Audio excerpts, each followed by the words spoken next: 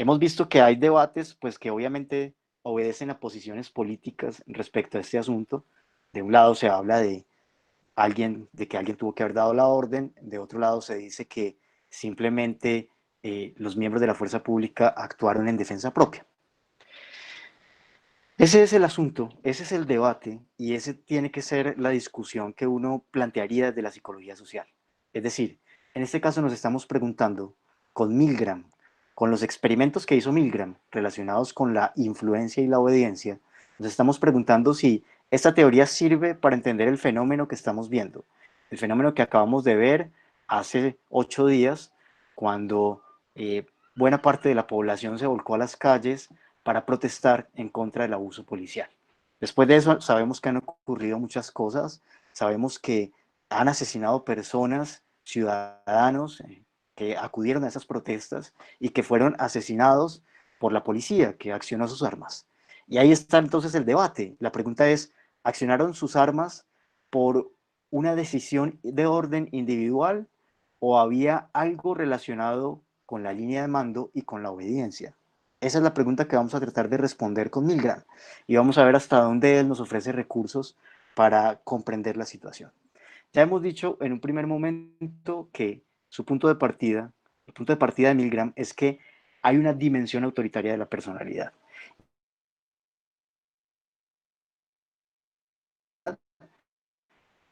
Genera la obediencia incondicional del sujeto a la autoridad. Entonces ahí tenemos un primer elemento. Parece erróneo entonces partir del punto de vista de que cada sujeto es responsable y de que cada sujeto eh, actúa de manera racional tomando sus propias decisiones. Lo que vemos del lado de la psicología social y como punto de partida es todo lo contrario. Más bien que las personas están supeditadas a la obediencia, supeditadas a la autoridad y buena parte de sus acciones se realizan a partir de esa línea de coacción o de relación con la autoridad. Vamos a ver cómo funcionaría. Pero también sabemos que en las instituciones castrenses la línea de mando es muy importante y casi que un sujeto que está en las fuerzas militares únicamente puede hacer aquello que los mandos superiores le indican que debe hacer bajo ciertas circunstancias. Esa es una hipótesis, pero vamos a tratar de ver si esto se sostiene o no con lo que nos dice el señor Milgram. Y recuerden el experimento que él hizo, ¿no? Que es un experimento muy sencillo. Simplemente llamó a personas del común, a que en principio lo hizo en la universidad, a estudiantes entonces, a que se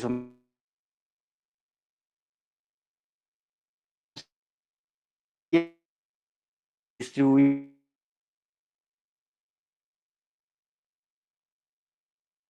mencionar unas palabras que a su vez debía memorizar el alumno y cuando éste diera respuestas erróneas, pues se le suministraba una descarga eléctrica.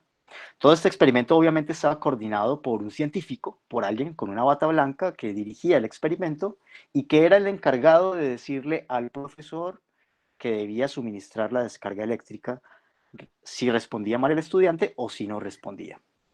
Vimos lo que sucedió en una de las puestas en escena de este experimento, que obtuvo resultados muy parecidos a los que encontró Milgram en su primer experimento en Yale. ¿Qué encontró Milgram? Pues básicamente que el 60% de las personas llegaban a suministrar descargas eléctricas que hubiesen sido totalmente dañinas para aquel que hubiera estado sometido a esta situación. Sabemos que, por fortuna, no habían descargas eléctricas reales, sino que todo se trataba pues de una escenificación del dolor. Pero sabemos también que los profesores desconocían que sus alumnos no estaban siendo sometidos realmente a descargas eléctricas, es decir, ellos creían que sí estaban sufriendo dolor y sin embargo lograron llegar hasta unos límites que hubiesen incluso podido causar la muerte a alguien. Con una descarga eléctrica de 240 voltios, pues, evidentemente cualquiera puede quedar carbonizado.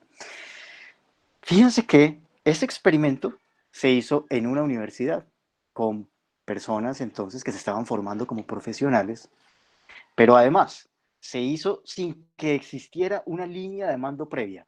O sea, estamos hablando de que eran personas que no tenían ningún tipo de relación previa con la autoridad científica y que además tampoco habían estado formados en una institución de orden jerárquico, vertical y autoritario. Entonces, fíjense lo interesante. Es una institución, una universidad simplemente. Quien da la orden es un científico, no es tampoco, no es un policía, no es nadie que tenga, digamos, algún tipo de función, ¿cierto? Autoridad, llamémoslo así, militar, por ejemplo. Bien, pero lo interesante aquí está en que estas personas obedecieron, en que estas personas simplemente por eh, no desobedecer al científico o por no eh, responsabilizarse también de su acto, pues simplemente acataron la orden. Entonces uno diría, si esto ocurre en una situación experimental, con personajes que son, que están formándose en una universidad, que inclusive están simplemente asistiendo voluntariamente a un experimento, y ahí viene la pregunta, ¿cuánto más podría ocurrir en una institución que está sometida a la línea de mando y a la obediencia de sus miembros? Bueno, ahí vamos construyendo algunas preguntas. Lo cierto es que pudimos observar en ese experimento que muchos sujetos siguieron las órdenes sin objetarlas, algunos de ellos, ¿no? Otros las objetaban, pero a pesar de que las objetaban, seguían obedeciendo por la presión de la autoridad. Entonces simplemente decían, bueno, ¿no? ¿Será que le está doliendo? Puede estarle haciendo daño, pero el científico le decía, siga adelante, ponga la descarga, y entonces el profesor o quien hacía de profesor simplemente la activaba. Entonces, ahí van a surgir algunas hipótesis, ¿no? Algunos dicen, no, pues eso funcionó así en Yale porque los estudiantes están inclinados a competir, porque de pronto son muy agresivos. Y entonces el experimento se llevó a otros contextos y se hizo con otras poblaciones y se hizo en otros países y se encontraron resultados muy similares. Inclusive ustedes saben que en Alemania, por ejemplo, se encontró que el 85% de los sujetos habían obedecido. Y ahí uno tendría que preguntarse por qué en Alemania se seguramente lo primero que se nos ocurre es que ha sido una sociedad, al menos eh, en la época anterior a la Segunda Guerra Mundial, que había estado sometida a una socialización basada en la autoridad y la obediencia. Si ustedes miran los sistemas escolares, los sistemas pedagógicos de Alemania, si ustedes revisan las formas de socialización en familia en Alemania, se darán cuenta de que hay una fuerte instrucción en la lógica de la autoridad y la obediencia. Entonces eran mentalidades preparadas para obedecer. Muy bien. Si eso podemos observarlo en Alemania, Profe,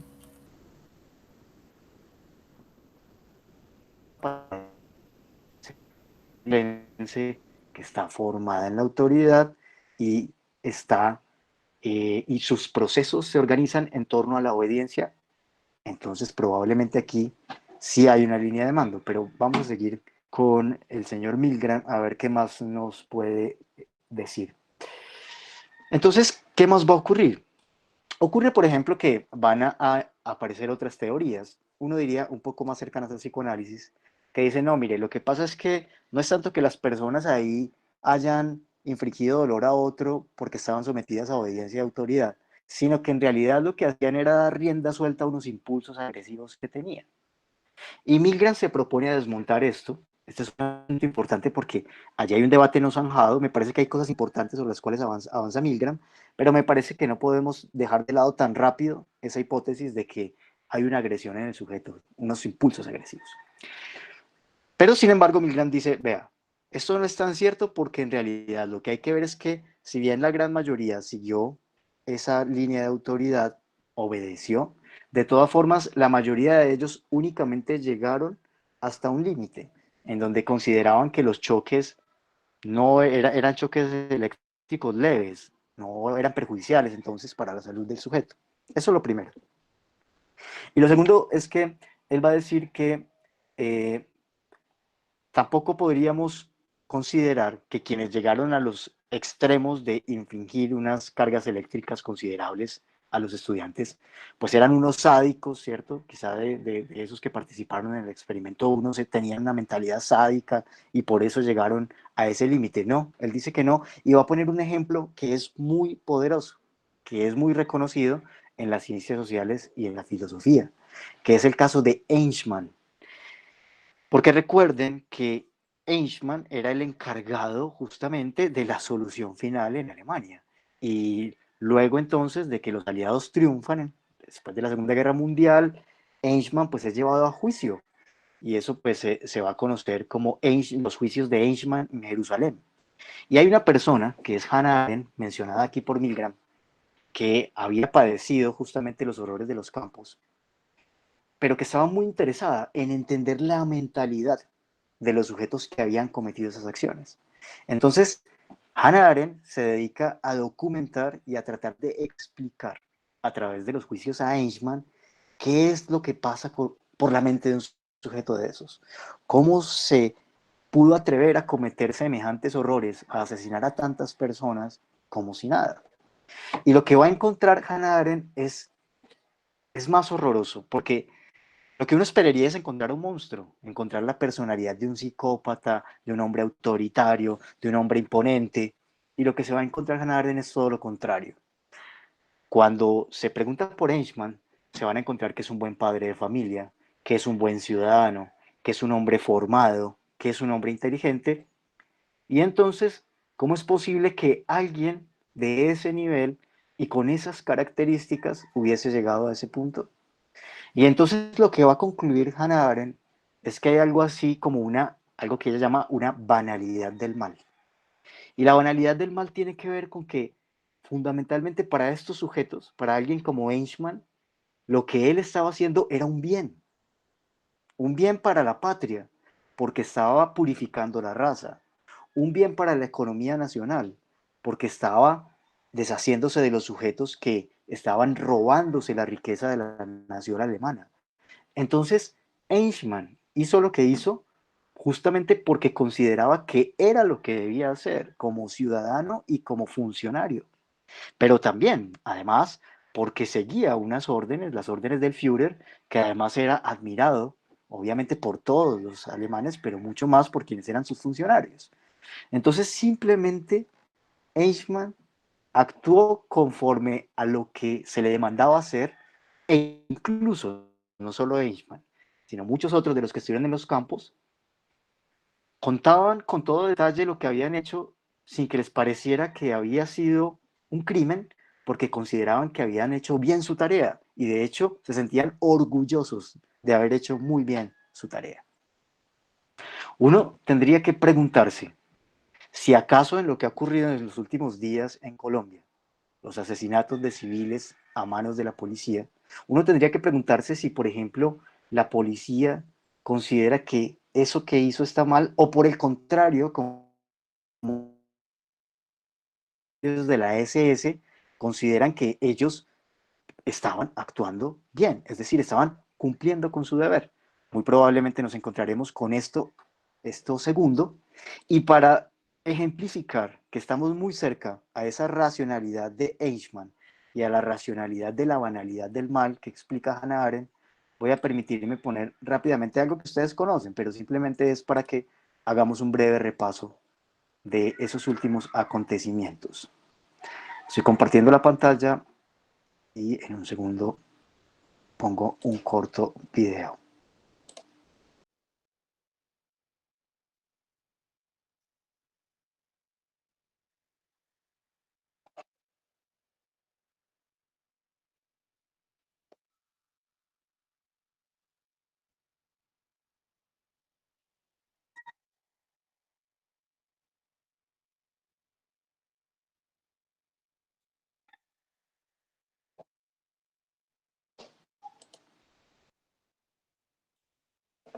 Bueno, ahí tienen el corto video.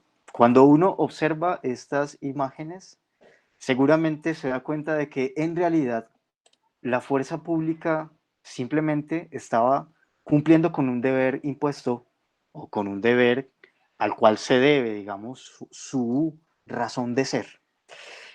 Ahí encontramos algo muy parecido a lo que estábamos diciendo, ¿cierto? un mal que comienza a trivializarse porque en realidad está mal cumplimiento del... Entonces,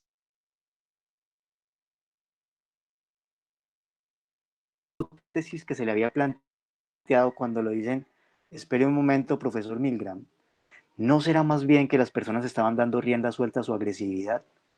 Y volvemos un poco a Eichmann y a estas imágenes. Se trata de una maldad en el bien, es decir, que lo que se propone como el supremo bien se convierte en la forma propicia para dar rienda suelta a la maldad humana. Es muy difícil que alguien cometa actos dañinos sabiendo que lo son. Es mucho más fácil que alguien cometa actos dañinos considerando que aquello que hace está bien y debe hacerlo. Este ejemplo de Alemania, este ejemplo de lo que estábamos viendo en las imágenes, es simplemente algo que ha ocurrido siempre en la historia. Son simples ejemplos. Si miramos la Inquisición, es exactamente lo mismo. En la Inquisición, quienes quemaban a las brujas consideraban que lo que estaban haciendo debían hacerlo, era su deber hacerlo, y lo hacían por un supremo bien, por el bien de la humanidad. Entonces fíjense que es un poco así como actúa esa racionalidad y que es así también como funciona la lógica de la autoridad y de la obediencia. Pero avancemos un poco más, ya ahorita les voy a dar la palabra para que conversemos, pero avancemos un poco más sobre esto. Fíjense entonces que vamos a encontrar distintos resultados en este experimento de Milgram.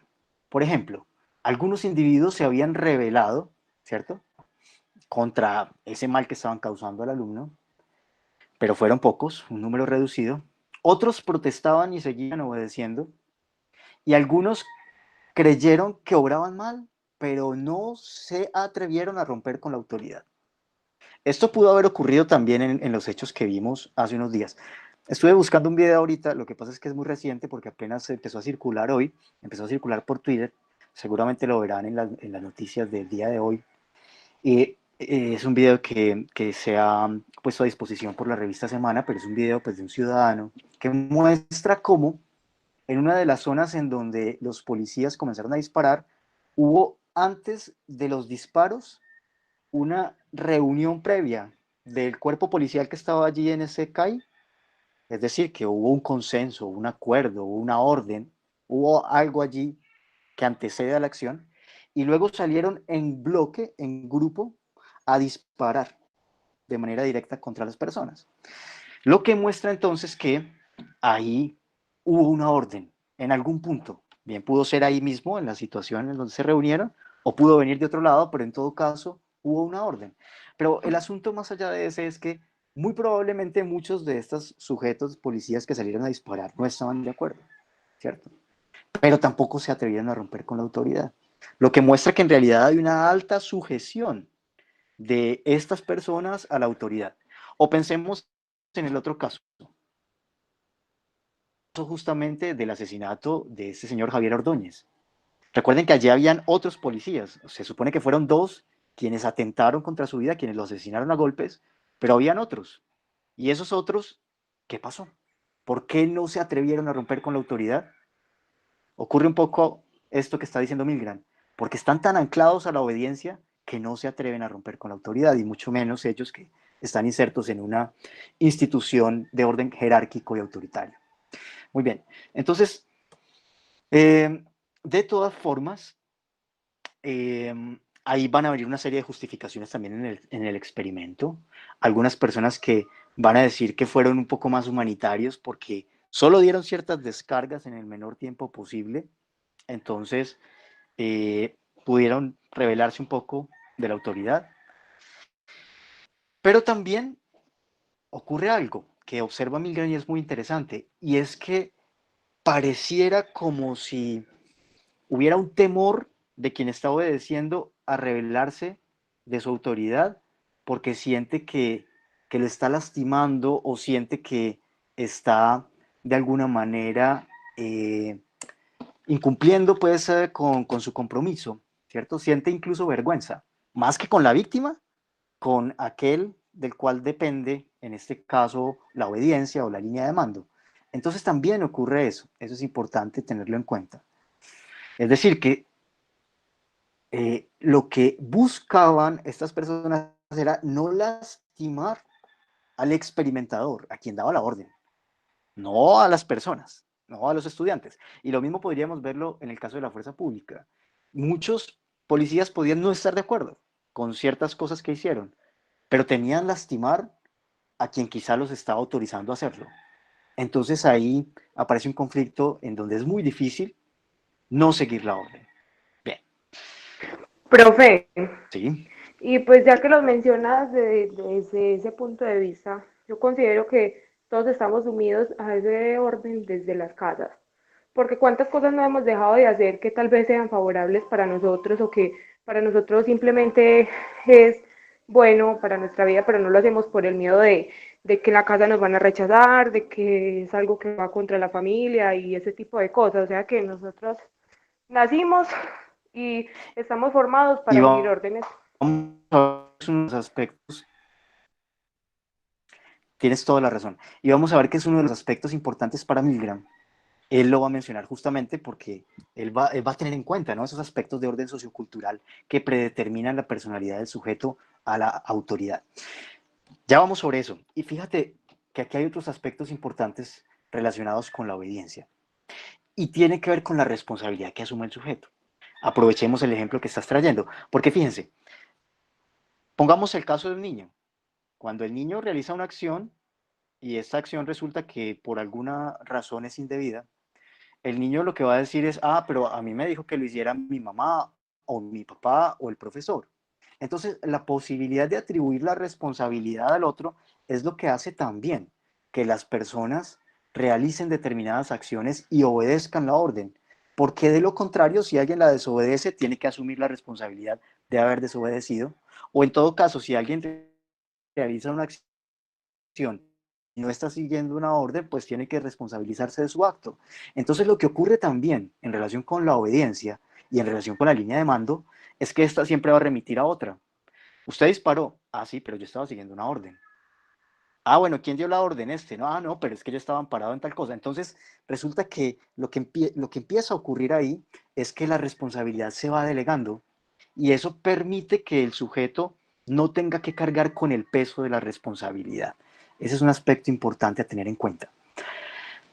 Hay otros elementos que sobre todo tienen que ver con este tipo de instituciones como la policía y es, de un lado, la relación con la lealtad, el deber y la disciplina. Todos esos elementos están saturados, están cargados de sentido moral, ¿cierto? Allí es muy importante eso, la lealtad, el deber y la disciplina.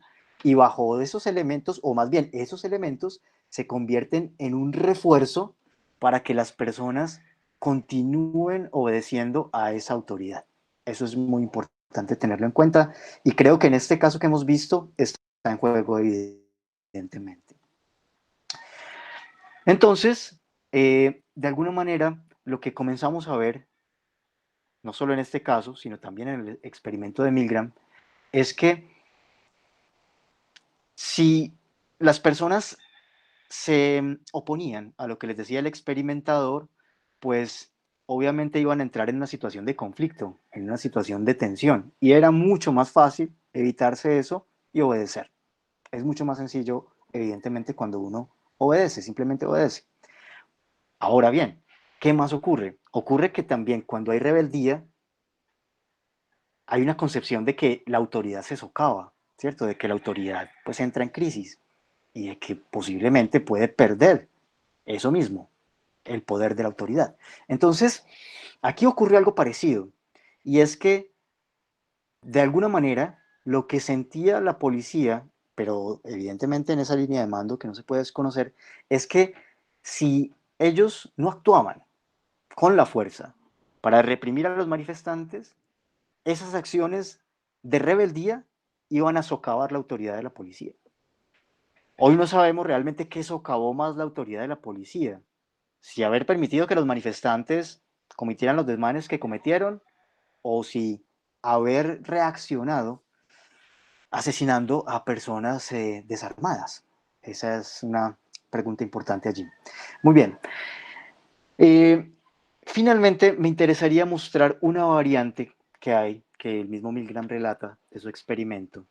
Esta me gusta mucho, porque en esa variante del experimento resulta que hay un tercero. Entonces, está el profesor, está el estudiante, pero quien acciona el interruptor no es el profesor directamente, sino que delega esa función a otro. Entonces, el experimentador le dice al profesor que accione el interruptor cuando se equivoca el estudiante y el profesor le dice al que simplemente acciona el interruptor que lo haga. Lo que encontró Milgram en ese experimento es que aproximadamente el 90% de los que habían participado en calidad de profesores habían llevado hasta las últimas consecuencias las descargas eléctricas contra sus alumnos.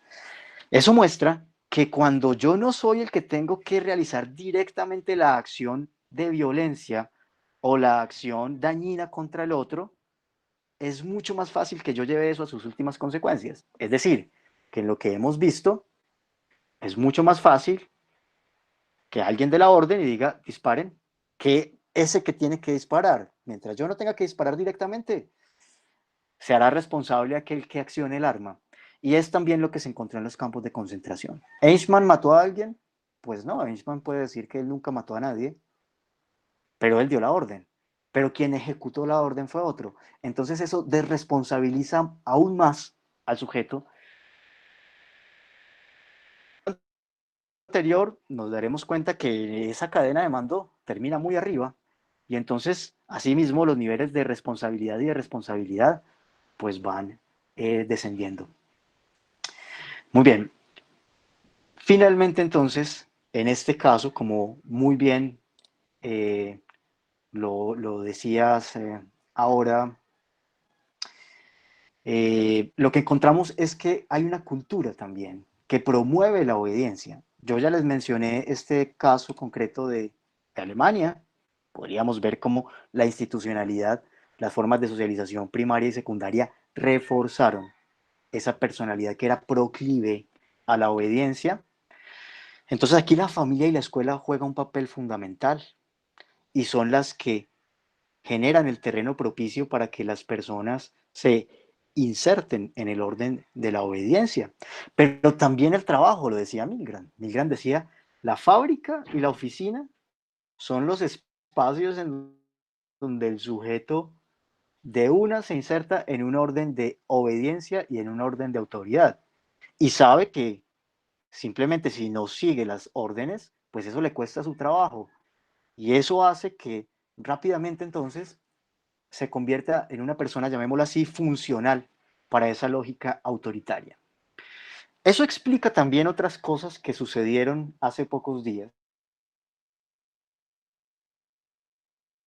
Por ejemplo, eso explica muy bien porque mientras los más jóvenes iban y cometían ciertos desmanes contra los bienes públicos, los más viejos volvían y trataban de restaurarlos.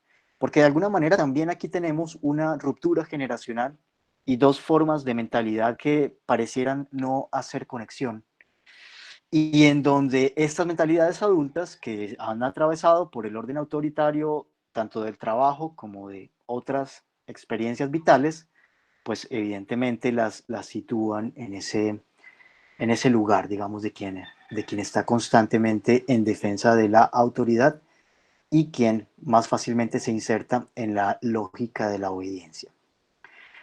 Esto evidentemente también pudo observarse en Alemania, esto pudo observarse evidentemente en los actos de violencia policial, pero también de desmanes de las muchedumbres el pasado 9 de septiembre. Pero sobre todo aquí lo que tenemos con Eichmann es la posibilidad de preguntarnos desde la psicología social, perdón, con Milgram, desde la psicología social, ¿qué podemos explicar de esta situación? Creo que ahí hemos introducido una explicación que seguirá siendo parcial, que evidentemente requiere más desarrollo, pero que por ahora nos permite entender el nivel de responsabilidad de los acontecimientos. Es importante anotar y retomar la reflexión última que deja Milgram en su artículo, cuando nos dice que a pesar de que seamos marionetas movidas por el hilo de la sociedad, lo importante está en que tenemos conciencia para podernos liberar. liberar. Y es muy importante entonces que los sujetos logren liberarse de esos hilos de obediencia que pueden llevarlo a cometer acciones que van en contra de su propia voluntad y que pueden llevarlos, como lo dice Milgram, a seguir órdenes de una autoridad que puede llegar a estar equivocada. Entonces, creo que uno de los trabajos fuertes de la psicología social tiene que ir por ese lado.